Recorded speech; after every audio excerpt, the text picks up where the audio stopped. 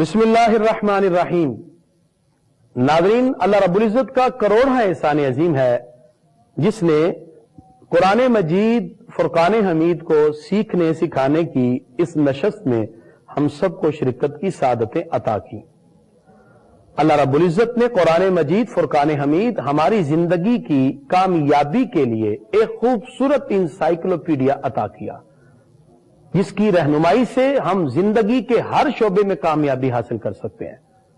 اللہ تعالیٰ قرآن مجید فرقان حمید میں کچھ آیات احکام کی صورت میں عطا فرماتا ہے جو ہماری پریکٹیکل لائف اور براہ راست ہماری زندگی سے متعلق ہے، جن میں اوامر بھی ہیں اور نواہی بھی ہیں کہ ہم نے کون سا کام کرنا ہے اور کون سا نہیں کرنا۔ اسلام نے ہمیں لمٹس بتائے، ہمیں اصول بتائے، یہ باؤنڈری لائن ہے، یہ حدود اللہ ہے، ان کو کراس نہیں کرنا۔ کچھ معاشی مسائل کے حل کے لیے بتائے، کچھ معاشرتی پرابلمز کا حل بتایا کہ سوشل لائف کیسے ہو، اکنامک ویلیوز کی ڈیولپمنٹ کیسی ہو، انسانیت کی فلاح کیا ہے، ہیومن ڈیولپمنٹ کیسے ہو، اور کسی مملکت کی ڈیولپمنٹ اور اس کے سیاسی اقتصادی اصول کیا ہوں۔ یہ سارے کا سارا خوبصورت سسٹم اور نظام، کمپلیٹ کوڈ آف لائف القرآن ہے۔ قرآن مجید فرقان حمید صرف ایک ڈومین میں بات نہیں کرتا۔ قرآن مجید کی ڈومینز دیکھیں تو زندگی کا ہر مسئلے کا حل آپ کو قرآن میں ملتا ہے۔ اس لیے حضرت علی فرماتے ہیں، جب میرا دل کرے، میرا رب مجھ سے باتیں کرے تو میں اللہ کا قرآن پڑھتا ہوں۔ ہمیں قرآن سے تعلق جوڑنا ہے تو دیکھیں قرآن ہمیں کتنی عظمتیں عطا فرماتا ہے۔ آج ہم سورۃ النحل پہ بات کریں گے۔ سورہ نحل کا نمبر 16 ہے، پارہ نمبر 14 اور رکوع نمبر 7۔ سورہ نحل سے ہم بات کریں گے۔ سورہ نحل در حقیقت اللہ کی خوبصورت نعمتوں کا ذکر ہے۔ اللہ رب العزت اپنے موجودگی کا کئی انداز میں ہمیں احساس کرواتا ہے۔ اللہ رب العزت موجود ہے اور اس کے موجود ہونے کا ہمیں کئی انداز میں پروردگار نے اس کا طریقہ کار بتایا۔ کہیں اللہ تعالیٰ اس کائنات کے نظام سے کہتا ہے کہ یہ مظاہر قدرت تو دیکھو، یہ کبھی رات دن کا آنا، کبھی بادلوں کا زمین و آسمان کے درمیان معلق ہونا، کبھی برستی بارش کی بوندوں کو دیکھو اور کبھی ان بوندوں سے اگنے والے گھاس اور سبزہ کو دیکھو، اور کبھی رب کی مختلف نعمتوں کو دیکھو، کبھی سپیوں کے منہ میں جانے والے پانی کے اس قطرے سے پیدا ہونے والے سچے موتی کو دیکھو۔ اللہ فرماتا ہے یہ سارے مظاہر قدرت تمہیں میرے ہونے کا بتاتے ہیں۔ اور یہی خوبصورت فلسفہ مولانا روم کا ہے جو آپ نے مثنوی میں ذکر کیا، یعنی مظاہر قدرت ہمیں اللہ کے ہونے کی خوبصورت انداز میں وضاحت کرتے ہیں کہ اللہ موجود ہے، اور وجود باری تعالیٰ، ایگزسٹنس آف اللہ، اللہ کا ہونا ان تمام دلائل سے ثابت ہوتا ہے کہ جب ہم ان تمام کی تمام چیزوں کو دیکھتے ہیں، اللہ نے پھلوں میں ایسے رنگ بھر دیے، اللہ نے پرندوں میں ایسی انواعیں پیدا کی، اللہ تعالیٰ نے درند چرند پرند نباتات جمادات ایسی چیزیں اور مخلوقات پیدا کی جس کو دیکھ کے انسان بلا اختیار پکار اٹھتا ہے، کوئی تو ہے جو نظام ہستی چلا رہا ہے، وہی خدا ہے۔ آج ہم شروع کرتے ہیں سورہ نحل سے۔ یہ مکی سورہ ہے، اس کی 128 آیات ہے۔ اللہ رب العزت نے اس سورہ کی آغاز کے اندر ارشاد فرمایا کہ وہ کفار جو یہ کہتے ہیں کہ اگر عذاب آنا تو آ جائے، اللہ تعالیٰ ارشاد فرماتا ہے کہ یہ کہنا تمہارا عذاب کو روک نہیں سکتا۔ عذاب آئے گا اور اپنے وقت پر آئے گا۔ پروردگار ارشاد فرماتا ہے اتا امر اللہ، اللہ کا حکم آئے گا، فلا تستعجلوا، جلدی نہ کرو۔ اللہ کا حکم آتا ہے، جس چیز کا ہونا حتمی اور یقینی ہو اس کو ماضی سے تعبیر کیا جاتا ہے، یعنی یہ بھی ایک ٹیکنیکل بات ہے، اس کو ماضی سے تعبیر کیا، یہ نہیں کہا کہ یاتی امر اللہ، آئے گا، فرمایا اتا امر اللہ، اللہ کا حکم آتا ہے۔ صیغہ ماضی یعنی کسی شے کے ہونے کے تحقق پر دلالت کرتا ہے کہ یقینی یہ ہوگا کہ اللہ کا حکم آئے گا، جلدی نہ کرو۔ اللہ تعالیٰ ارشاد فرماتا ہے تم یہ کہہ رہے ہو کہ اگر عذاب آئے گا تو آ جائے، فرمایا عذاب آئے گا، سبحانہ، اللہ پاک ہے اس سے، وتعالی عما یشرکون، اور اس سے بلند ہے جو تم اللہ کے ساتھ شریک ٹھہراتے ہو۔ پروردگار نے فرشتوں کا ذکر کیا اور اللہ رب العزت نے ارشاد فرمایا کہ فرشتے بھی آتے ہیں اور اللہ کے حکم سے ہی آتے ہیں۔ پروردگار جب ان کو حکم دیتا ہے تو رب قدوس کے حکم سے وہ آ جاتے ہیں۔ اللہ رب العزت نے انسان کی ایک عادت کو ذکر کیا۔ خالق کائنات نے آیت نمبر 4 میں ارشاد فرمایا خلق الانسان من نطفہ، انسان کو ہم نے ایک بوند سے پیدا کیا، ایک نتھری ہوئی بوند سے پیدا کیا، فَإِذَا هُوَ خَصِيبٌ مُبِينٌ، اور وہ بڑا ہو کر جھگڑالو بن گیا، وہ اپنے آپ میں کچھ سمجھنے لگا، اپنی حقیقت کو بھول گیا کہ تو بنا ایک نطفے سے ہے۔ تو اللہ رب العزت نے فرمایا فَإِذَا هُوَ خَصِيبٌ مُبِينٌ، وہ کھلا جھگڑالو بن گیا۔ اللہ تعالیٰ ارشاد فرماتا وَالْأَنْعَامَ خَلَقَهَا، اس نے چوپائے پیدا کیے، لَكُمْ فِيهَا دِفْءٌ، اور یہ وہ چوپائے ہیں کہ تم ان کا گوشت بھی کھاتے ہو اور ان کے چمڑے سے گرم گرم کپڑے بناتے ہو، لباس بناتے ہو، وَمَنَافِعُ، اور بہت سے فائدے اٹھاتے ہو، وَمِنْهَا تَأْكُلُونَ، ان میں سے کھاتے بھی ہو۔ جانوروں پر سواری ہوتی ہے، خچر پر، گھوڑے پر، گدھے پر پانی لاد کے لوگ لے جاتے ہیں، حلال جانور ہیں، ان کو کھایا جاتا ہے، ذبح کیا جاتا ہے، ان کے چمڑے سے اون بنائی جاتی، ان کے چمڑے سے مختلف انداز میں چیزیں بنائی جاتی ہیں، گرم لباس بنائے جاتے ہیں، بہت سی بھیڑیں ہوتی ہیں، ابدان ہوتے ہیں جس کے بہت سا اون لیا جاتا ہے۔ فرمایا یہ ساری چیزیں تو اللہ نے تمہارے لیے بنائی اور تم ان سے فائدے اٹھاتے ہو۔ تو خالق کائنات ارشاد فرماتا ہے یہ دیکھو کبھی شام کے وقت چوپائے کی طرف کیسے اپنے گھروں کی طرف جا رہے ہوتے ہیں، اور دیکھو اللہ رب العزت نے تمہارے لیے کتنی چیزیں پیدا کی، والخیل والبغال، فرمایا وہ گھوڑے، وہ خچر، والحمیر، اور گدھے، لترکبوہا، تم اس پہ سوار بھی ہوتے، وزینہ، اور گھوڑے پر بندہ فخر اور زینت سے بیٹھتا ہے۔ بڑے بڑے مہنگے گھوڑوں پر لوگ بیٹھ کر فخر محسوس کرتے ہیں کہ یہ ابلکی گھوڑا ہے، یہ ایرانی نسل کا گھوڑا ہے۔ تو فرمایا یہ بھی تو اللہ رب العزت نے تمہارے لیے پیدا کیے کہ تم ان سے فائدہ اٹھاتے ہو۔ اللہ تعالیٰ ارشاد فرماتا ہے انسان کبھی تم نے میری نعمتوں پر غور کیا؟ آیت نمبر 10 میں اللہ ارشاد فرماتا ہے هو الذی انزل من السماء ماء، وہ اللہ ہے جس نے آسمان سے تمہارے لیے پانی اتارا۔ وہ پانی کیا ہے؟ لکم منہ شراب، اس میں سے تم پیتے ہو، یعنی وہ پانی تمہاری پیاس مٹاتا ہے۔ کبھی ذرا انسان گرمی کا موسم ہو اور ہر طرف گرمی ہو اور پیاس لگی ہو، اس وقت ذرا انسان سوچے کہ یہ نعمت پانی کی کتنی بڑی اللہ کی نعمت ہے۔ جب وہ پانی پیتا ہے اور اس وقت پھر اس کو احساس ہوتا ہے کہ اللہ کتنی بڑی نعمت ہے۔ سارا دن روزہ رکھا ہے، گرمی ہے، افطاری کے وقت سب سے پہلے پانی اٹھاتا ہے۔ اللہ تعالیٰ فرماتا ہے اسی رب نے تمہارے لیے یہ پانی دیا۔ وَمِنْهُ شَجَرٌ فِيهِ، اور اس میں کچھ درخت بھی ہیں، تُسِیمُونَ، جس میں تم چراتے ہو۔ انسان بہت سی بکریاں اور بہت سے جانور، بڑے بڑے ریوڑ پالتا ہے اور پھر اس کو اللہ کی چراگاہ سے جا کے چراتا ہے۔ فرمایا یہ بھی تو اللہ رب العزت نے تمہارے لیے پیدا کیے، اور فرمایا پھر تمہارے لیے اللہ رب العزت نے کھیتی اگائی، زیتون اگائے، کھجور ہے، انگور ہے، ہر طرح کے پھل اللہ نے پیدا کیے۔ ان فی ذالک لآیۃ لقوم یتفکرون، جو فکر اور دھیان کرنے والی قوم ہے وہ اس سے ضرور نشانی حاصل کرتی ہے اور اللہ کا قرب بھی حاصل کر لیتی ہے۔ پروردگار نے کچھ چیزیں تسخیر کی بھی ذکر کی۔ یہ انسان کو اللہ نے ایسی خوبصورت طاقت عطا کی، اس کی سوچ، اس کی مینٹلٹی، اس کی تھنکنگ پار، اس کی شعور کی جو باتیں ہیں، اللہ نے شعور و ادراک کی وہ عظمتیں عطا کی کہ انسان اپنی بصیرت سے بڑی سے بڑی چیزوں کو تلاش کرتا ہے۔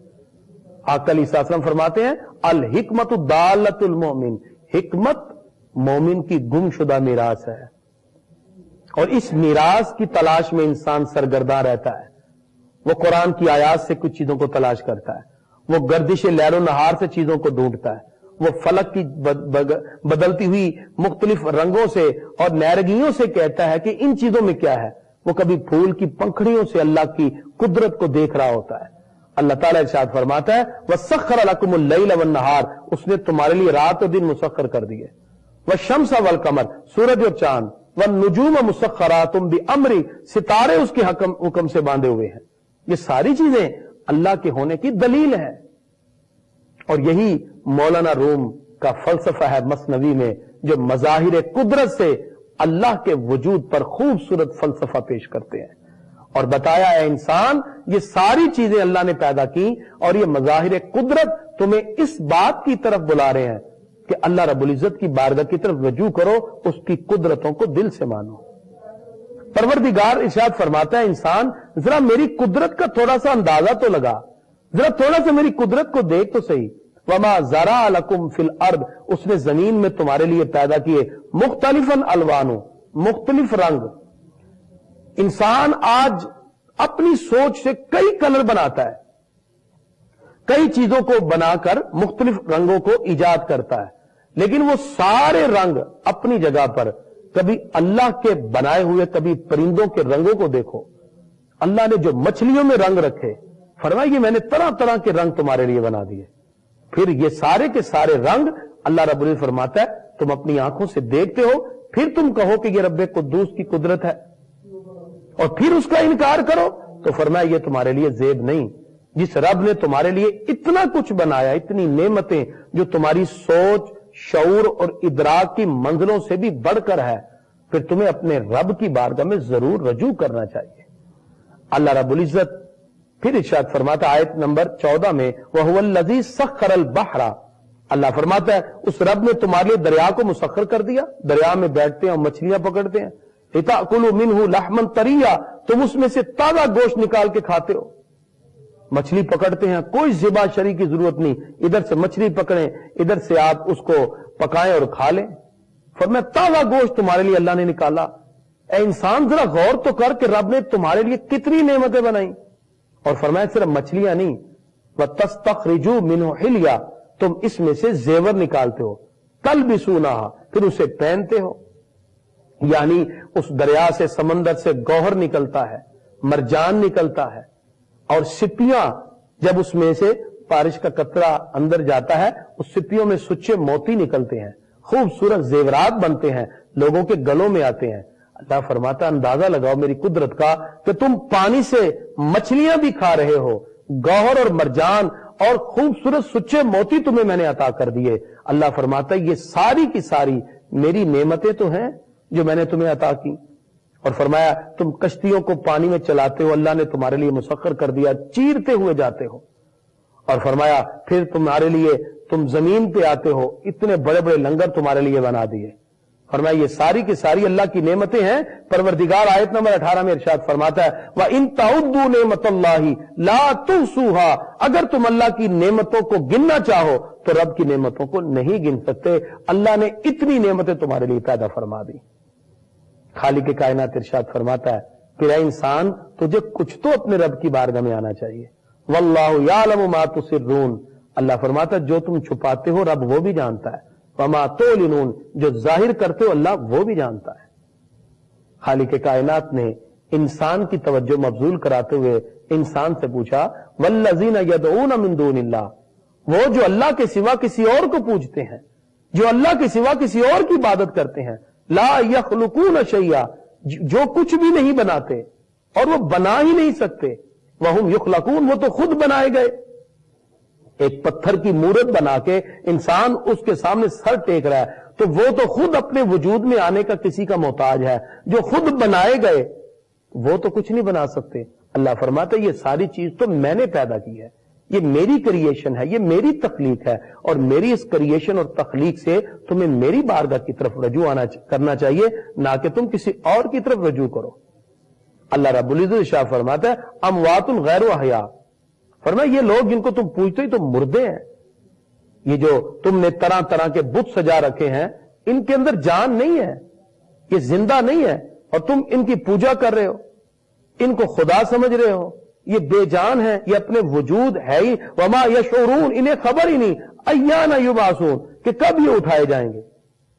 یہ تو مجبور، بے جان، بے علم معبود کیسے ہو سکتے ہیں؟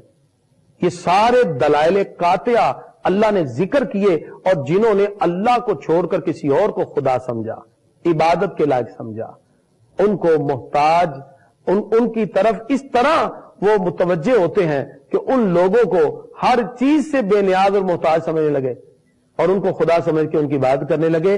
اللہ فرماتا نہیں، صرف اللہ کی عبادت کرو، اسی کی بارگاہ میں اپنی جبین نیاز کو جھکاؤ. الہکم الہ واحد، وہی تمہارا ایک خدا ہے، ایک معبود ہے. تم کس کی طرف جا رہے ہو؟ اور اللہ رب العزت شاہ فرماتا ہے جو تم ظاہر کرتے ہو اللہ وہ بھی جانتا ہے، جو چھپاتے ہو وہ بھی جانتا ہے. خالق کائنات نے سورۃ النحل میں اپنی بہت سی نعمتوں کا اور بھی ذکر فرمایا اور فرمایا پھر تم اللہ کے بارے میں جھگڑتے ہو، طرح طرح کی تعویلیں بناتے ہو، حالانکہ یہ ساری کی ساری چیزیں پروردگار ہے جس نے بنائی اور پیدا کی. اللہ رب العزت نے اہل ایمان کا ذکر کیا اور فرمایا جو متقین ہیں ان کے لیے جنت ہے اور وہ جنت میں رہیں گے، اور فرشتے جب ان کے پاس آئیں گے طیبین، پاکیزہ اور ستھرے ہو کر، اور جب اہل ایمان کی جان فرشتے نکالیں گے تو کہیں گے سلام علیکم، تم پر سلامتی ہو، ادخلوا الجنہ، جنت میں داخل ہو جاؤ، بما کنتم تعملون، جو تم نے اچھا کام کیا اللہ نے آج اس کے بدلے میں تمہیں جنت عطا فرما دی. اس طرح خالق کائنات نے اہل ایمان کا ذکر کیا، ان کو پروردگار کس طرح اپنی نعمتیں عطا فرمائے گا، اور فرمایا جنہوں نے ان کا مذاق اڑایا، کفر کی راہ پہ چلے. اللہ تعالیٰ ارشاد فرماتا ہے پھر ایسے لوگوں کا انجام کیا ہوگا. آیت نمبر 36 میں اللہ تعالیٰ ارشاد فرماتا ہے فسیروا فی الارض، ذرا زمین میں چل کر تو دیکھو، فانظروا کیف کان عاقبۃ المکذبین، جھٹلانے والوں کا ہم نے کیسا انجام کیا، تباہ و برباد کر دیا، وہ بستیاں تک الٹا کے پھینک دی جنہوں نے اللہ کے حکم کا انکار کیا. تو پروردگار ارشاد فرماتا ہے کہ جب اللہ رب العزت کی باتوں کو ماننا تمہاری کامیابی کی دلیل ہے تو پھر تم کسی اور طرف منہ اٹھا کے کیوں جا رہے ہو. خالق کائنات نے اہل ایمان کی توجہ اس بات کی طرف مبذول کرائی. اسی طرح ناظرین اللہ رب العزت نے زمین و آسمان کی تمام چیزوں کا ذکر کرتے ہوئے آیت نمبر 49 میں جو آیت سجدہ بھی ہے، اللہ تعالیٰ نے یہ واضح کیا کہ کائنات کی ہر چیز، ہر زمین پہ چرنے والا اللہ کی بارگاہ میں سجدہ ریز ہوتا ہے. اور جنہوں نے اللہ کے سوا کسی اور کو خدا مانا وہ کئی طرح کے لوگ ہیں. بعد نے کہا کہ اللہ دو ہیں، جیسے مجوسی، ایک کہتے ہیں اہرمن، دوسرا یزداں. انہوں نے کہا ایک نیکی والا خدا ہے، ایک برائی والا خدا ہے، ایک دنیا میں نیکی پھیلاتا ہے، ایک برائی پھیلاتا ہے. اب پروردگار نے ارشاد فرمایا تم نے دو خدا کیوں بنا لیے؟ اللہ رب العزت نے ارشاد فرمایا وقال اللہ لا تتخذوا الہین اثنین، دو معبودوں کو اپنا خدا نہ ٹھہراؤ، انما ہوا الہ واحد، وہ ایک ہی معبود ہے، فإیایا فرہبون، تو مجھی سے ڈرو. تو پتا چلا کہ جنہوں نے دو کا تصور رکھا، جو تین کا رکھنے والے وہ بھی غلط، جنہوں نے کہا اللہ عیسیٰ روح القدس وہ بھی غلط، جنہوں نے کہا تین خدا ہیں برہما وشنو شیو وہ بھی غلط، جنہوں نے کہا دو ہیں اہرمن یزداں وہ بھی غلط. اللہ تعالیٰ فرماتا ہے دو تین یہ خدا نہیں ہے، انما ہوا الہ واحد، اللہ ایک ہی ہے، وہ واحد ہے. قل هو اللہ احد، کہو اللہ ایک ہے. پروردگار اپنی اتنی نعمتوں کو ذکر کر کے انسان کی توجہ مبذول کراتا ہے، انسان تم کون سی گمراہی کی طرف جا رہے ہو؟ اللہ رب العزت کو چھوڑ کر کسی اور کی طرف کیوں جاتے ہو؟ ان کو پوچھتے ہو جو اپنے وجود میں خود کسی کے محتاج ہیں، وہ تمہیں کیا دے سکتے ہیں؟ اس لیے خالق کائنات نے انسان کی توجہ ایک اور بات کی طرف مبذول کرائی. پروردگار ارشاد فرماتا ہے انسان ذرا غور تو کر، زمین بنجر پڑی ہے، اللہ بارش برساتا ہے تو پھر پروردگار اس بارش سے زندگی عطا فرماتا ہے. واللہ انزل من السماء ماء، وہ اللہ ہے جو آسمان سے بارش برساتا ہے. فاحیا بہ الارض، زمین کو زندہ کر دیتا ہے بعد موتہا، اس کے مردہ ہو جانے کے بعد، پھر اس میں اناج اگ رہے ہیں، زندگی مل گئی. یعنی زمین کی زندگی اس کی فصل کے ساتھ ہے. فرمایا یہ بھی تو تمہارے لیے نشانی ہے. اللہ رب العزت ارشاد فرماتا ہے ہم آپ کو ایک اور نشانی سمجھاتے ہیں. پروردگار نے انسان کی توجہ اس بات کی طرف مبذول کرائی، جو لوگ یہ کہہ رہے تھے کہ مرنے کے بعد کیسے کوئی زندہ ہوگا، مرنے کے بعد تو اس کا جسم مٹی میں مل گیا، اور مٹی اور اس کا جسم جب آپس میں خلط ملط ہو گئے تو کیا پتا چلے گا کہ اس کے جسم کی مٹی یہ ہے اور زمین والی مٹی یہ ہے، یہ کیسے، یہ تو مکس ہو گئے. یہ طرح طرح کے سوال آج بھی بہت سے لوگ لاجیکل ریفرنسز سے بات کرتے ہیں اور کہتے ہیں جی ہمیں لاجیکل سمجھائیں. ایک انسان مر گیا، اس کی باڈی مٹی میں مل گئی، وہ مٹی کے اندر مکس ہو گیا، اب اس کے جسم کی جو مٹی ہے وہ اور جو زمین کی مٹی وہ تو مکس ہے، کیسے پتا چلے گا کہ یہ اجزاء اس کے جسم کے اور یہ اس کے؟ اللہ تعالیٰ ارشاد فرماتا ہے اگر تمہیں یہ بات سمجھ نہیں آتی کہ ہم تمہیں کیسے زندہ کریں گے, تمہارے ملے ہوئے اجزاء کو جدا کر کے زندہ کیسے کریں گے. اللہ تعالیٰ فرماتا ہے ہم تمہیں ایک مثال سے سمجھاتے ہیں کہ کئی چیزیں ہیں, لیکن اللہ رب العزت اگر حکم دے تو مجال نہیں ہے کہ ایک چیز دوسرے میں مل جائے. وہ کیسے؟ اللہ تعالیٰ ارشاد فرماتا ہے آیت نمبر 66 میں, وَإِنَّ لَكُمْ فِي الْأَنْعَامِ لَعِبْرَةً. اللہ فرماتا ہے یہ جو جانور ہے یہ بھی تمہارے لیے نشانی ہے. یہ گائے ہے, یہ بکری ہے, فرمایا یہ بھی تمہارے لیے ایک نشانی ہے. کیسے؟ فرمایا یہ گائے ہے اور گائے گھاس کھاتی ہے, اور گھاس کے بعد پھر ایک وقت آتا ہے جب ایک پروسیس گزر جاتا ہے تو پھر وہ تمہیں دودھ دیتی ہے. اللہ تعالیٰ ارشاد فرماتا ہے اب اس نے چارہ کھایا, اور چارہ کھانے کے بعد اس چارے سے کچھ گوبر بنا, کچھ پیشاب بن گیا, اور کچھ اس میں سے دودھ بنا. اللہ فرماتا ہے تو کبھی غور تو کر, جگہ تو ایک ہے. پروردگار ارشاد فرماتا نسقیکم مما فی بطونہ من بین فرث و دم. اے انسان ذرا غور تو کر, وہ چارہ جو اس نے کھایا وہ اس کے پیٹ میں گیا, پیٹ سے جا کر ایک ہی جگہ ہے, وہیں سے ایک طرف گوبر نکل رہا ہے, ایک طرف اس کا پیشاب نکل رہا ہے, اور ایک طرف میٹھا میٹھا دودھ نکل رہا ہے. اللہ فرماتا ہے بندے کبھی تیرے دودھ میں گوبر کی سمیل بھی آئی ہے؟ کبھی تیرے دودھ میں پیشاب کی کوئی بوند بھی آئی ہے؟ اور ایک ہی جگہ سے تینوں چیزیں جا رہی ہیں. اللہ فرماتا ہے جو رب تمہیں ایک ہی چارے سے گوبر اور پیشاب جدا کر کے پاک پینے والا دودھ دے سکتا ہے, وہ رب اپنی قدرت سے دوبارہ زندہ کر کے تمہیں انسان کی صورت میں کھڑا کر کے اپنی بارگاہ میں بھی بلا سکتا ہے. اللہ فرماتا ہے یہ اجزاء جدا کرنا رب کے لیے مشکل نہیں. پروردگار ارشاد فرماتا ہے کہ ہم نے تمہیں ایک ایسی چیز پینے کے لیے دی جو ان جانوروں کے پیٹ سے ہے, لبنن خالصن سائغا للشاربین, جو میٹھا میٹھا دودھ, خالص دودھ گلے میں آسانی سے اترتا ہے. اللہ فرماتا ہے جب ہم ان سارے اجزاء کو تمہارے سامنے روزانہ جدا کر کے دیتے ہیں, جب بھی دودھ پیو آپ کے ذہن میں یہ بات آنی چاہیے کہ رب کی کتنی قدرت ہے.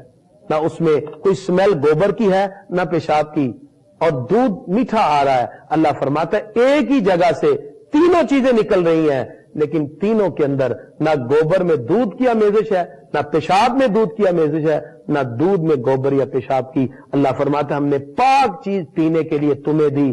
وہ رب ہے جو ان ساری چیزوں کو جدا کر کے تمہیں آج دے سکتا ہے, وہ قیامت میں بھی تمہارے جسم کے ذرات کو زندہ کر کے اپنی بارگاہ میں اٹھا سکتا ہے.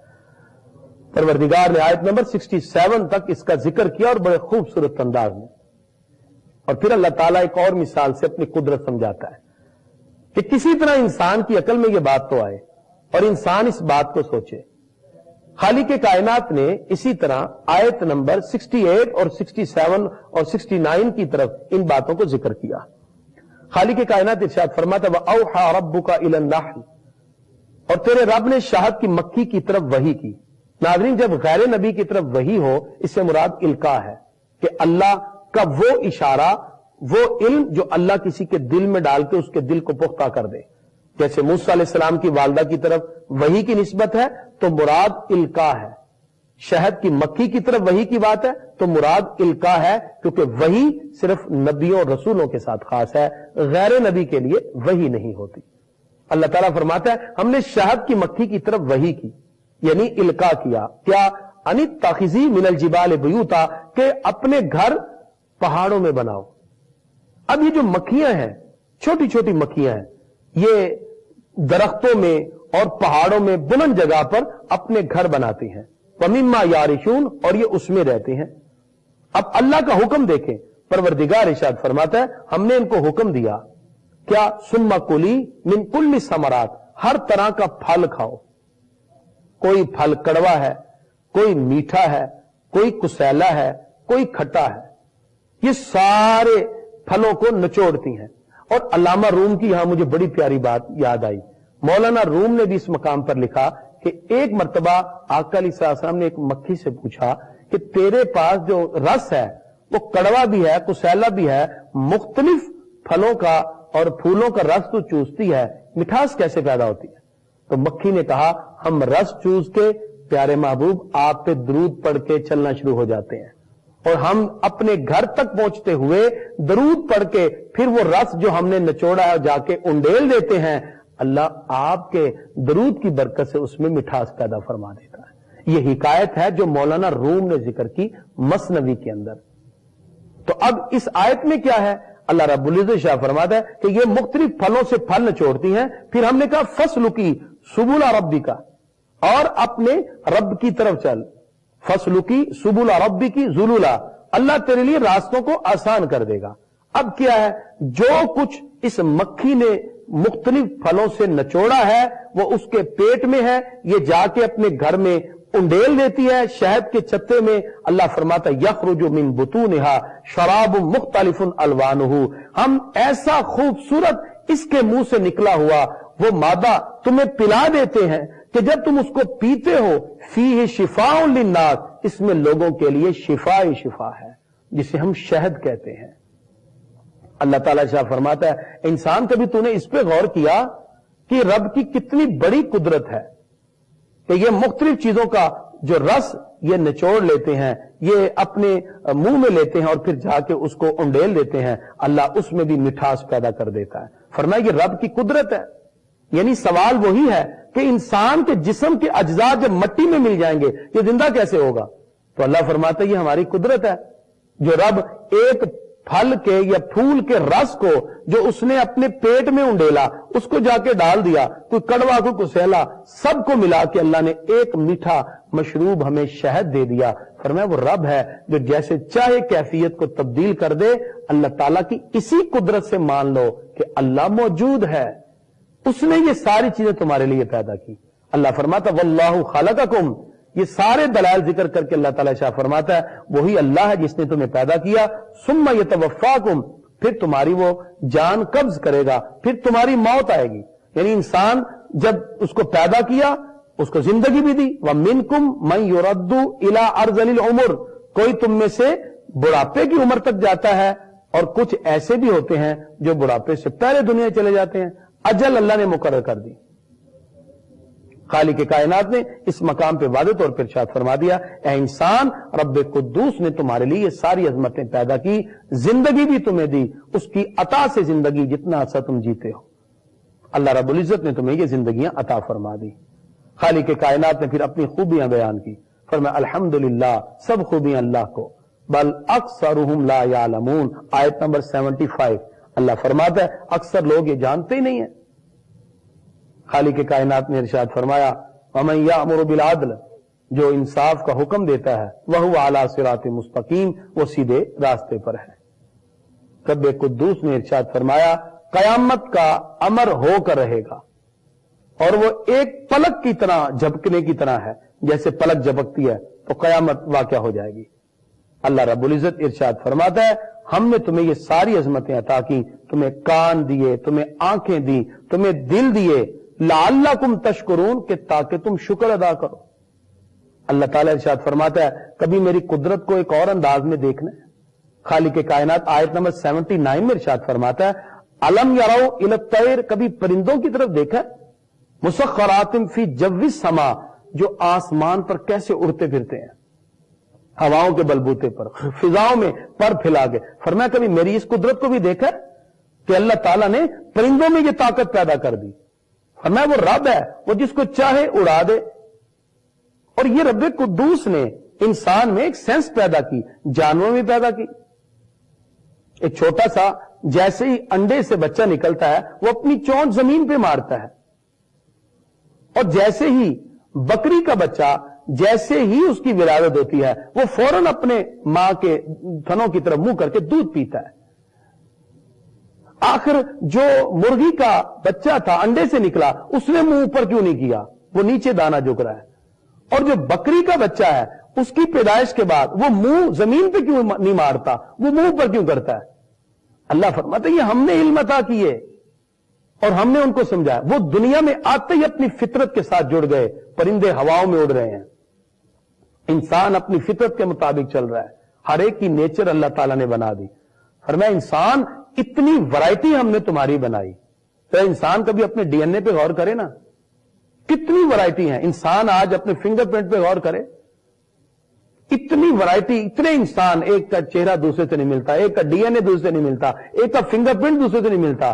فرمایا یہ تو صرف انسانوں کی بات ہے، ہم نے انسان بھی بنائے، جنات بھی بنائے، ہم نے بہت سے پرند بھی بنائے، چرند بھی بنائے، درند بھی بنائے، جمادات بھی بنائے، نباتات بھی بنائے، کچھ پانی کے جانور اور کچھ پانی کے ہم نے مچھلیاں اور بہت سی اس پانی کے اندر ہم نے چیزیں پیدا کر دی، کچھ ہم نے بری پیدا کی، کچھ باہری پیدا کی، کچھ زمین پہ ہیں، کچھ پانی پہ ہیں.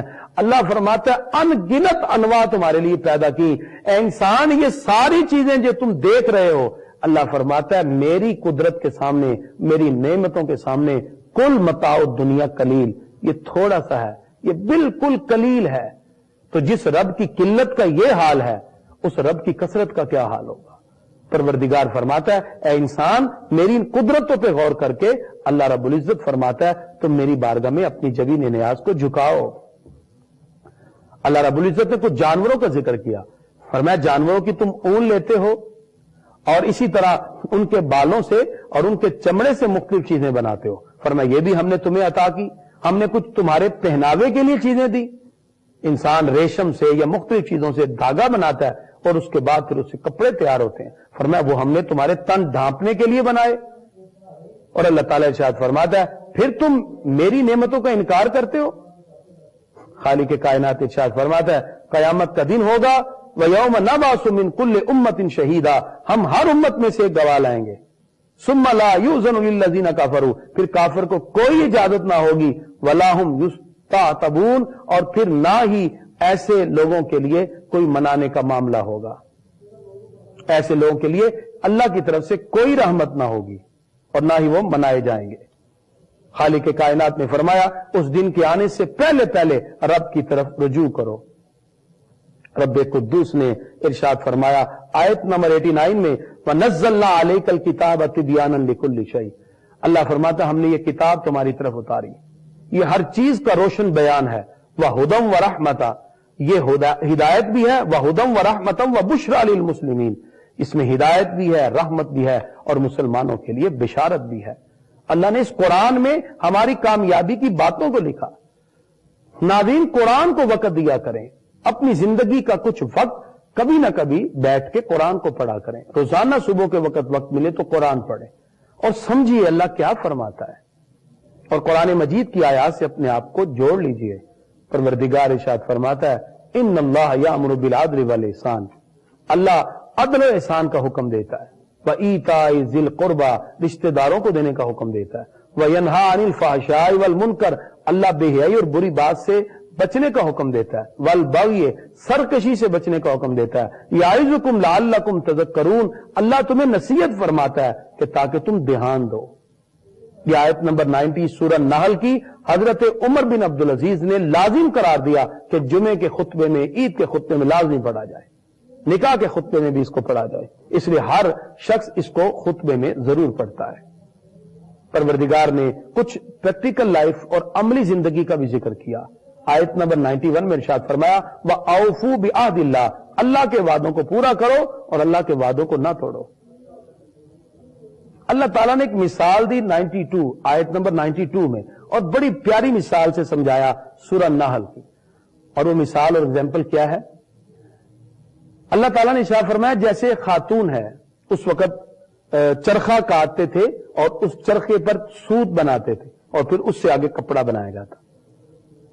اللہ رب العزت نے ارشاد فرمایا کہ ایک عورت ہے وہ اپنا سوت مضبوطی سے بناتی ہے، جب بن جاتا ہے تیار ہو جاتا ہے پھر خود ہی اپنے ہاتھ سے اس کو ریزہ ریزہ کر دیتی ہے.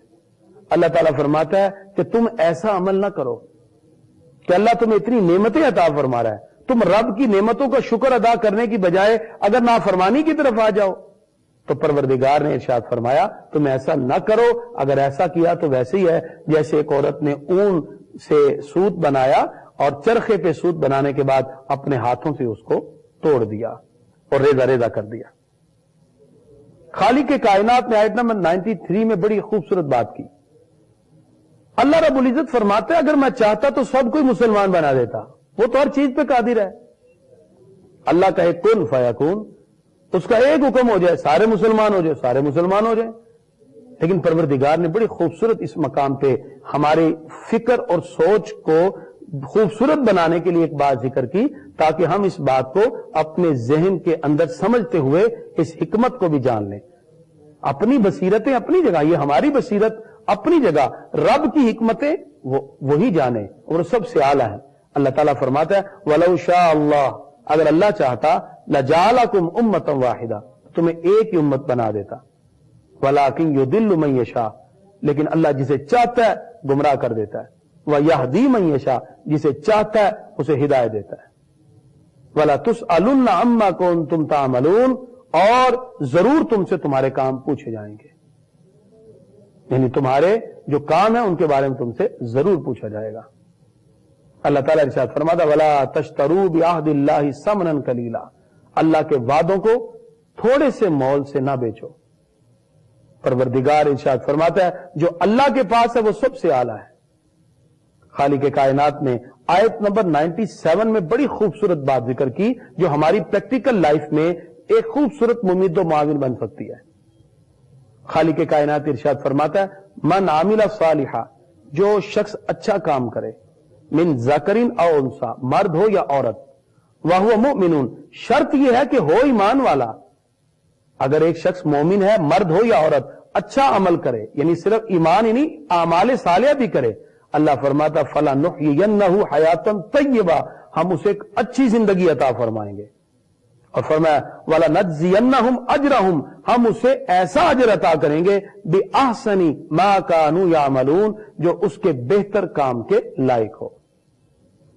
اللہ تعالیٰ نے اس سے اگلی آیت میں ارشاد فرمایا جب بھی قرآن پڑھیں پہلے تعوذ پڑھیں، اعوذ باللہ پڑھیں. اللہ تعالیٰ ارشاد فرماتا فَإِذَا قَرَأْتَ الْقُرْآنَ، جب قرآن پڑھو فَاسْتَعِذْ بِاللَّهِ، اللہ سے پناہ مانگو، مِنَ الشَّيْطَانِ الرَّجِيمِ، شیطان مردود سے. خالق کائنات نے ان آیات بینات کے اندر یہ بھی ارشاد فرمایا کہ ایمان والے اللہ کی آیتوں پر ایمان رکھتے ہیں. اور رب قدوس نے یہ بھی ارشاد فرمایا کہ جو لوگ دنیا کی زندگی کو پسند کرتے ہیں اور آخرت کی طرف توجہ نہیں کرتے، اللہ فرماتا ہے ایسے لوگوں کو ہم کبھی ہدایت نہیں دیں گے. اولئک الذین طبع اللہ علی قلوبہم، اللہ نے ان کے دلوں پر مہر لگا دی، وسمعہم، ان کے کانوں پر، وابصارہم، ان کی آنکھوں پر بھی، واولئک هم الغافلون، یہ لوگ غافلوں میں سے ہیں. فرمایا جس دن ہر جان اللہ کی بارگاہ میں حاضر ہوگی اور یہ جگڑ رہے ہوں گے، اللہ فرماتا ہے ہم بہت سی پہلی قوموں اور امتوں کا بھی ذکر کر کے تمہیں بتاتے ہیں کہ اللہ تعالیٰ نے کو کیسے کامیاب کیا. ناظرین، اللہ تعالیٰ نے اس کے بعد کچھ حلال چیزوں کو کھانے کا حکم دیا. آیت نمبر 114 پروردگار ارشاد فرماتا فَكُلُوا مِمَّا رَزَقَكُمُ اللَّهُ حَلَالًا طَيِّبًا، اللہ کی دی ہوئی حلال پاکیزہ روزی کھاؤ. وَاشْكُرُوا نِعْمَتَ اللَّهِ، اللہ کی نعمت کا شکر ادا کرو، ان کنتم ایاہ تعبدون، اگر تم اسی کی عبادت کرتے ہو. اور پھر آگے وہی جو پہلے ذکر ہوا سورہ المائدہ میں بھی کہ مردار حرام ہے، خون حرام ہے، خنزیر کا گوشت، اور جس پر اللہ کا نام نہ لیا جائے. اللہ رب العزت نے واضح طور پہ یہ بات بھی ارشاد فرما دی کہ انسان ہونے کے ناطے تمہیں حلال اور مسلمان ہونے کے ناطے حلال اور پاکیزہ تمہیں استعمال کرنا چاہیے. خالق کائنات نے جناب حضرت ابراہیم علیہ السلام کا بھی ذکر کیا. بعض لوگ جناب حضرت ابراہیم علیہ السلام کے بارے میں عجیب عجیب بات منسوب کر دیتے، اور یہودی یہ کہتے کہ حضرت ابراہیم علیہ السلام یہودی تھے اور ان کی طرف کچھ نہ کچھ بات کو منسوب کرتے. اللہ فرماتا ہے وَمَا كَانَ مِنَ الْمُشْرِكِينَ، وہ مشرکوں میں سے نہ تھے. بعض مشرکین یہ دعویٰ کرتے کہ ہم تو دین ابراہیمی میں سے ہیں. اللہ تعالیٰ نے اس کے بعد حضرت داؤد علیہ السلام کی قوم کا ذکر کیا جن کو حکم دیا تھا کہ ہفتے کے دن عبادت کرنی ہے، مچھلیاں نہیں پکڑنی، لیکن وہ پھر مچھلیاں پکڑنے میں لگ گئے. ہفتے کے دن کی تعظیم کی اور شکار کو چھوڑنے کا حکم دیا کہ اللہ کی عبادت کرو، اور یہ یہودیوں پر فرض تھا. اسی طرح حضرت موسیٰ علیہ السلام نے بھی اپنی قوم کو بہت سے دنوں میں اللہ کی عبادت کا حکم دیا. یہ وہ اختلاف کی طرف چلتے رہے. بہرحال یہ لوگ جب ان کو کہا گیا کہ ہفتے کو شکار نہ کریں، یہ بار بار شکار کی طرف جاتے رہے. آخرکار کیا ہوا؟ سورہ آراف میں اس کی تفصیل کے ساتھ ہم نے بات کو سماعت کیا.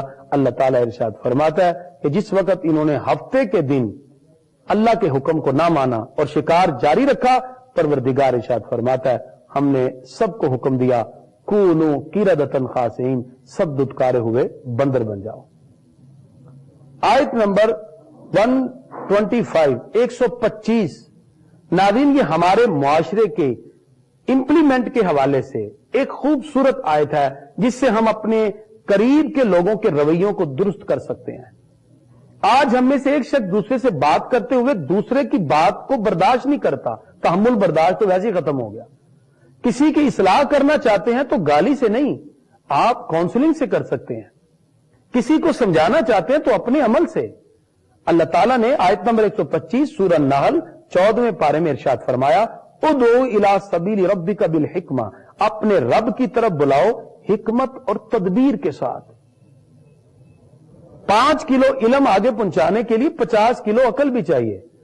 یعنی صرف یہ نہیں کہ آپ علوم کو ظاہری طور پر دیکھتے جائیں۔ انسان کے پاس علم ہوتا ہے، علم کے بعد آگے مد مقابل کیا ہے؟ جو آپ سے بات سننے آیا ہے یا پوچھنے آیا ہے، آپ اس کی مینٹیلٹی کے مطابق بات کریں، اس کی تھنکنگ پاور کے مطابق بات کریں۔ اور پھر کسی بات کو جب کہا جاتا ہے تو مقتضائے حال کے مطابق کہا جاتا ہے۔ تقاضے وقت کیا ہے، تقاضے حال کیا ہے، حکمت اور دانائی کیا ہے۔ اللہ تعالیٰ ارشاد فرماتا ہے کہ دین کی بات بھی کسی کو بتانی ہو تو ایسے نہیں کہ ڈائریکٹ کسی کو کہا جائے کہ ایسے کرو اور نہیں کرو گے تو تمہارا یہ انجام ہے، وہ اپنے انجام کو سن کے ویسے ہی پیچھے ہٹ جاتا ہے۔ اللہ تعالیٰ ارشاد فرماتا ہے ادعو الی سبیل ربک بالحکمہ، تدبیر کے ساتھ، حکمت کے ساتھ بلاؤ، والموعظۃ الحسنہ، اچھی نصیحت کے ساتھ۔ کوئی اچھی سی ایگزامپل کوڈ کریں، کوئی اچھی سی بات کریں جو اس کی سوچ کے مطابق ہو، مینٹیلٹی کے مطابق ہو، اچھی نصیحت کریں۔ وجادلہم باللتی ہی احسن، اور بحث بھی کریں تو اچھے انداز میں۔ یعنی بعض لوگ صرف بحث میں ایک دوسروں کو جیتنے اور ہارنے پر لگ جاتے ہیں۔ اختلاف رائے اچھی بات ہے، اسے مخالفت نہ بنائیں، اختلاف رائے کریں کہ آپ کا نقطہ نگاہ یہ ہو سکتا ہے، میرا یہ ہے۔ اور قرآن و سنت کی کسی بات پر تو اپنی رائے پیش ہی نہیں کی جا سکتی۔ آپ معاشرتی معاملات میں اپنی اختلاف رائے پیش کریں، لیکن اس کے اندر بھی اللہ تعالیٰ فرماتا ہے وَجَادِلْهُمْ بِالَّتِي هِيَ أَحْسَنُ، اچھے انداز میں بحث کرو۔ یہ نہیں کہ آپ کسی کی انسلٹ کریں اور کسی کے منصب کو بھی اس سے گرا دیں، کرٹیسائز کریں۔ اللہ فرماتا ہے إِنَّ رَبَّكَ هُوَ أَعْلَمُ بِمَنْ ضَلَّ عَنْ سَبِيلِهِ، اللہ جانتا ہے اس کو جو راہ سے گمراہ ہوا، وَهُوَ أَعْلَمُ بِالْمُهْتَدِينَ، وہ ہدایت یافتہ کو بھی جانتا ہے۔ اسی ناظرین، ہمیشہ گفتگو کرتے ہوئے تحمل برداشت اور کچھ مارجن ضرور رکھنا چاہیے۔ ہم تو 0% بھی مارجن دینے کے لیے تیار نہیں ہوتے۔ کسی کی مسٹیک اور غلطی پر تو ہمارے پاس 0% بھی مارجن نہیں ہوتا۔ معاشرے ایسے نہیں چلتے۔ گھروں کے رویے، آپ ایک گھر میں کمبائن فیملی ہے، ماں باپ، بہن بیوی اور دیگر لوگ بھی ہیں، ان سب کے درمیان آپ نے اگر روابط کو قائم رکھنا ہے تو مارجن ضرور رکھنا ہے۔ کسی کے رویے، کسی کی عادت، کسی کی بات ممکن نہیں کہ آپ کے موافق ہو، اور اس لیے یہی طریقہ کار اسلام نے ہمیں بتایا اور فرمایا اگر مثال کے طور پہ ایک شوہر ہے، وہ کہتا ہے میری بیوی میری بات نہیں سنتی، اس کی طبیعت ہی مجھ سے جدا ہے، تو فرمایا کوئی بات نہیں، صبر کریں۔ اللہ تعالیٰ آیت نمبر 127 127 میں ارشاد فرماتا وَاصْبِرْ، صبر کیجئے۔ اور خالق کائنات نے نبی کریم صلی اللہ علیہ وسلم کو بھی ارشاد فرمایا جب آپ لوگوں کو تبلیغ کر رہے تھے تو بہت سے لوگ اسلام کے انکار کر دیتے، انکار کر کہتے ہم نہیں مانتے، اور بہت سے لوگ استہزاء کرتے، نعوذ باللہ۔ اللہ فرماتا وَاصْبِرْ، پیارے محبوب صبر کیجئے، وَمَا صَبْرُكَ إِلَّا بِاللَّهِ، اس لیے کہ آپ کا صبر اللہ کی توفیق سے ہے۔ وَلَا تَحْزَنْ عَلَيْهِمْ، آپ غمگین نہ ہو، وَلَا تَكُ فِي ضَيِّقٍ، اور آپ اپنے دل میں تنگی بھی محسوس نہ کریں، وَلَا تَكُ فِي ضَيِّقٍ، اپنے دل میں تنگی محسوس نہ کریں، مِمَّا يَمْكُرُونَ، ان باتوں پر جس کی وجہ سے یہ لوگ فریب کر رہے ہیں۔ یعنی ان کا جو مکر ہے، مما یمکرون، جو ان کا مکر ہے، جو ان کا فریب ہے، آپ اس پہ دل تنگ نہ کریں۔ کیوں؟ اللہ فرماتا ہے ان اللہ مع الذین اتقوا، بے شک اللہ متقین کے ساتھ ہے، والذین هم محسنون، اور جو نیکیاں کرتے ہیں اللہ اس کے بھی ساتھ ہے۔ اس طرح 14 پارے مکمل ہوئے، 22 رکوع سورۃ النحل آیت نمبر 128 تک۔ اس طرح آج 14 پارے مکمل ہوئے اور ہم نے ان آیات بینات میں اللہ کی بہت سی قدرتوں کو جانتے اور سمجھتے ہوئے رب قدوس کے احکام کو اپنایا۔ ناظرین، اصل میں نبی کریم صلی اللہ تعالی علیہ وسلم آپ کو جو احکامات بتائے گئے، حکم دیا گیا، اگر ہم قرآن مجید فرقان حمید کو دیکھیں تو ان کو اللہ رب العزت نے مختلف علوم میں تقسیم کر کے ہماری ہدایت کے حوالے سے کچھ باتیں ارشاد کی۔ قرآن مجید کی کچھ آیتیں وہ ہیں جس کا تعلق احکام سے ہے، نماز، روزہ، زکوٰۃ، حج، اوامر، نہیں یہ کرنا ہے یہ نہیں کرنا، یہ قرآن مجید کی کچھ آیات ہیں جن کا تعلق احکام سے ہے، یعنی اس میں حکم آ گیا، اوامر ہیں، نواہی ہیں۔ قرآن پاک کی کچھ آیات وہ ہیں جن میں اللہ رب العزت نے جو اسلام کے علاوہ گروہ تھے، یہود و نصارہ، مشرکین، منافقین، اللہ نے ان کو رد کیا اور ان کا چیلنج کیا۔ قرآن کی کچھ آیتیں وہ ہیں، قرآن کی کچھ آیتیں وہ ہیں جس میں اللہ نے اپنی نعمتوں کا ذکر کیا، پروردگار کی بہت سی نعمتیں، انسان کی سوچ سے بھی برا الورا۔ اور قرآن کی کچھ آیتیں وہ ہیں جو اللہ نے سابقہ قوموں کے بارے میں ذکر کی کہ ان اقوام کے کیا احوال تھے، انبیاء کرام کے کیا احوال تھے، ان کے انبیاء نے اپنی قوم کی کیسی اصلاح کی، قوموں نے کیسے انکار کیا اور اس پر اللہ کا عذاب کیسے آیا، کس نے مانا تو رب کی رحمتیں ملی، کس نے نہ مانا تو اللہ کا عذاب آیا، اس کا بھی ذکر ہوا۔ اور اسی طرح قرآن کی آیات کو دیکھیں تو اسی طرح کچھ آیات وہ ہیں جو مرنے یعنی موت اور موت کے بعد جو بھی احوال ہیں اس سے ریلیونٹ ہیں۔ تو اس طرح قرآن مجید فرقان حمید کو اگر ہم دیکھیں تو اللہ رب العزت نے اس طرح مختلف سبجیکٹ کے ذریعے قرآن کی آیتیں اللہ رب العزت نے عطا کی۔ یاد رکھیے قرآن مجید کی آیات ٹاپک کے اعتبار سے اپنی اپنی ڈومینز میں نہیں ذکر کی گئیں، بلکہ قرآن مجید کا خوبصورت اعجاز کیا ہے، اس کا معجزہ ہونا کیا ہے، اس کی خوبصورتی کیا ہے کہ یہ قرآن کی آیات 23 سال کے عرصہ میں اتری، 6600 سے زیادہ جو آیات اللہ رب العزت نے نازل فرمائی 23 سال کے عرصہ میں، ان میں بہت سے واقعات بار بار بھی گزرتے گئے، لیکن اللہ رب العزت نے جو آیات نازل کی ہمارے پیارے نبی صلی اللہ علیہ وسلم اس کے نزول کے بعد صحابہ سے کہتے اس صورت کے ساتھ اس آیت کو، اس صورت کے ساتھ اس آیت کو۔ وہ ترتیب نزولی تھی جو رب نے اتاری، یہ ترتیب توقیفی ہے جو ہمارے پیارے نبی صلی اللہ علیہ وسلم نے لگائی۔ اور پھر اس طرح مکی اور مدنی صورتوں کے اندر بھی جدا جدا کہ یہ مکی صورتیں ہیں جو ہجرت سے پہلے اتری، یہ مدنی صورتیں جو ہجرت کے بعد کی ہیں۔ اور پھر ان مکی اور مدنی صورتوں کے اندر بھی جیسے آقا علیہ الصلوۃ والسلام نے ترتیب لگائی اسی طرح صحابہ کرام نے پھر اس کو لکھا، اور پھر آقا علیہ الصلوۃ والسلام کی یہی جو ترتیب تھی اسی کے مطابق پھر قرآن مجید کے آگے پارے اور باقی ساری چیزیں بنتی گئی۔ قرآن مجید میں جو رکوع ہیں یہ رکوع کیسے بنے؟ حضرت عثمان غنی رضی اللہ عنہ نماز تراویح میں جتنا قرآن پڑھ کے رکوع کرتے تھے وہاں رکوع لکھ دیا گیا، اس طرح قرآن کے رکوع بنتے گئے۔ قرآن مجید فرقان حمید وہ خوبصورت کتاب ہے جو ہماری کامیابی کی سب سے بڑی ممید و معاون ہے۔ اور اللہ رب العزت نے آج جو ہم نے سورہ نحل کو پڑھا اس میں واضح طور پر ارشاد فرمایا، اے انسان ذرا رب کی قدرت پہ غور کر، اس کی نعمتوں پہ غور کر، اس نے تمہیں اتنی نعمتیں عطا کی، اللہ کی عطا کردہ ان نعمتوں کا حق یہ ہے کہ تم ان کی بارگاہ میں، رب کی بارگاہ میں اپنی گردن کو جھکاؤ۔ ایک صاحب نے مجھ سے کہا کہ مجھے کیسے پتا چلے کہ میرا رب کی بارگاہ میں کیا مقام ہے؟ تو میں نے کہا یہ تو بہت آسان ہے۔ کہا کیسے؟ میں نے کہا اگر آپ یہ دیکھنا چاہتے ہیں کہ آپ کا رب کی بارگاہ میں کیا مقام ہے، پہلے اپنے دل میں دیکھیں آپ کے دل میں رب کا کیا مقام ہے۔ جیسا آپ نے رب کو اپنے دل میں مقام دیا ہے، رب نے بھی اپنی بارگاہ میں آپ کو ویسا ہی مقام دیا ہے۔ یعنی انسان جب انالیسس کرے اور سیلف اکاؤنٹیبلٹی کی طرف آئے، اپنا تجزیہ اور اپنا محاسبہ کرے تو پھر انسان کے لیے کامیابی کی راہیں کھلنا شروع ہو جاتی ہیں۔ تو لہذا یہ مظاہر قدرت، یہ گردش لیل و نہار، یہ صبح و شام کا آنا، یہ رب کی بے انتہا نعمتیں اور اللہ رب العزت کا عطا کردہ یہ سارے کا سارا اتنا خوبصورت نظام، یہ سسٹم ہمیں اللہ رب العزت کی بارگاہ کی طرف رجوع کرنے کا حکم دیتا ہے۔ اس لیے ہمیں چاہیے ہم اللہ رب العزت کی قدرتوں کا اقرار بھی کریں اور پھر اس کی نعمتوں کا اقرار کرتے ہوئے اس کی بارگاہ میں اپنی جبین نیاز کو بھی جھکائیں۔ خالق کائنات نے ہمیں بے شمار نعمتیں اور بے شمار عظمتوں سے پروردگار نے ہمیں متصف کیا۔ تو ناظرین ہم سب پر لازم ہے کہ ہم اللہ اور اس کے رسول کے احکام کو دل سے تسلیم کرتے ہوئے جس طرح اللہ تعالیٰ نے اپنی نعمتوں کا ذکر کیا اس کا شکر بھی ادا کریں۔ اللہ فرماتا ہے تم شکر ادا کرو لَأَزِيدَنَّكُمْ، میں تمہاری نعمتوں میں اور اضافہ کر دوں گا۔ آج ضرورت ہے توبہ اور تائب کی، اللہ کی بارگاہ میں جبین نیاز کو جھکانے کی، اس کی نعمتوں کا شکر ادا کرنے کی اور رب قدوس کی رحمتوں کو حاصل کرنے کی۔ اگر ہم ان ساری کی ساری عظمتوں سے جڑتے جائیں گے تو دنیا اور آخرت دونوں جہانوں کی کامیابیاں پروردگار ہمیں عطا فرمائے گا۔ وہ معزز تھے زمانے میں مسلمان ہو کر، وہ معزز تھے زمانے میں مسلمان ہو کر، اور ہم خار ہوئے تارک قرآن ہو کر۔ اللہ تعالی ہم سب کو عمل کی توفیق عطا فرمائے۔